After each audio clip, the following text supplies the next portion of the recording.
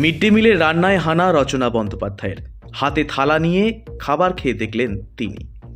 ইংরেজি নববর্ষ উপলক্ষে বৃহস্পতিবার চুঁচুড়ার বিভিন্ন শিক্ষা প্রতিষ্ঠানে উপস্থিত হয়ে সকলকে শুভেচ্ছা জানালেন হুগলির সাংসদ রচনা বন্দ্যোপাধ্যায়। মহসিন কলেজ থেকে শুরু করে তিনি হুগলি ওমেন্স কলেজ, অনুকূলচন্দ্র বিদ্যাপীঠ, গড়বাটি হাই স্কুল এবং শেষে হুগলি জ্যোতিষচন্দ্র বিদ্যাপীঠে যান।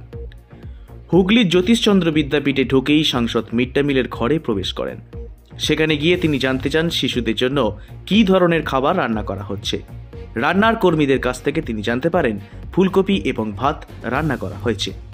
এরপরেই তিনি একটি স্টিলের থালা নিয়ে মিড ডে মিলের খাবার ভাত এবং ফুলকপির তরকারি খেয়ে দেখেন। রচনা বন্দ্যোপাধ্যায় বলেন, খাবার একেবারে ভালো, তেল মশলা কম হলেও স্বাস্থ্যকর এবং পুষ্টিকর। শরীর ঠিক রাখার জন্য এমন খাবারই প্রয়োজন। কোনোদিনও আসিনি, কোনোদিনও দেখিনি, আজকে দেখলাম, এলাম, খেলাম এবং খেয়ে ভীষণ ভালো লাগলো।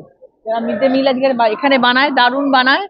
এই যে আর বাকি দিদিরা কোথায়? হ্যাঁ, বাকি দিদিরাও আমি ধন্যবাদ জানালাম এত সুন্দর খাবার আয়োজন করার জন্য। দারুণ খেয়েছি আজকে ফুলকপির ডালনা এবং ভাত, এবং এটা দেখে খুশি লাগলো যে এত ফ্রেশ রান্না হচ্ছে এবং বাচ্চারা পুষ্টিকর খাবার খাচ্ছে, মশলা নেই, তেল নেই, সুন্দর খাবার তাদের জন্য আয়োজন করা হচ্ছে। পরিষ্কার রান্নাঘর, এত সুন্দর অ্যারেঞ্জমেন্ট করে বাচ্চাদেরকে খাওয়ানো হচ্ছে, এটা দেখে ভালো লাগে।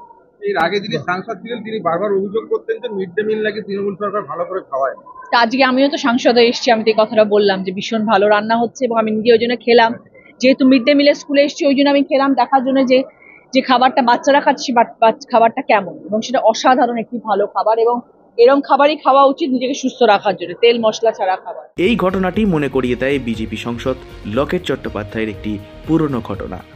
তিনি হুগলির সাংসদ হওয়ার পর চুঁচুড়ার বালিকাবাণী মন্দির স্কুলে গিয়ে অভিযোগ করেছিলেন যে সেখানে মিড ডে মিল শুধুমাত্র নুন ভাত পরিবেশন করা হচ্ছে।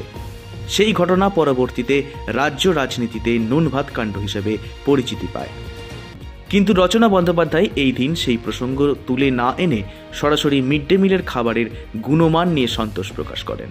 তার বক্তব্য, খাবারের পুষ্টির মান ঠিক রাখতে তেল মশলা কম রাখা উচিত এবং শিশুদের স্বাস্থ্যের কথা মাথায় রেখেই এই ধরনের খাবার দেওয়া জরুরি। এই ধরনের হঠাৎ পরিদর্শন এবং সরাসরি খাবার পরীক্ষা করার ঘটনা সাধারণ মানুষের মধ্যে সাড়া ফেলে। সংসদের এই আচরণে মিড ডে মিল কর্মী এবং অভিভাবকদের মধ্যে স্বস্তির বাতাবরণ তৈরি হয়েছে।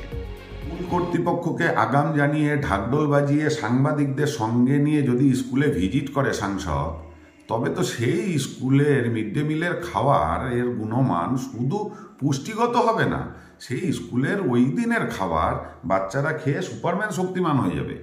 বাস্তবের মাটিতে যদি দেখতে হয় তবে আমাদের যে সাংসদ ছিল সেই সাংসদের মতো স্কুলে আচমকা ভিজিট করতে হবে, তবে উনি বুঝতে পারবে তৃণমূল জামানায় মিড ডে মিলের গুণমান কোন পর্যায়ে গেছে।